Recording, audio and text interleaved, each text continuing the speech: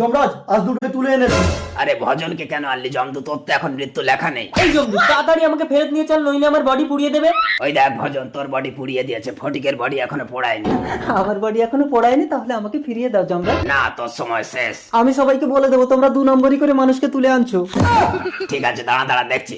এই ভজনের জীবনটা বের করে নিয়ে ফটিকের বডিতে ঢুকিয়ে দিয়ে, তাহলে একটা বডিতে দুজন বেঁচে থাকবে। এই দেখি জীবনটা দে তো।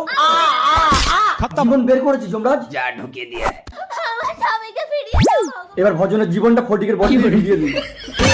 ভূত ভূত। ভগবান আমার স্বামীকে ফিরিয়ে দিয়েছে। रुको जरा। এই, কে তুমি? আমি কোথায়? আমার বউয়ের কাছে যাবো। ফটিক, বাবার অস্থি জলে ভাসিয়ে দে সুজন। সুজন,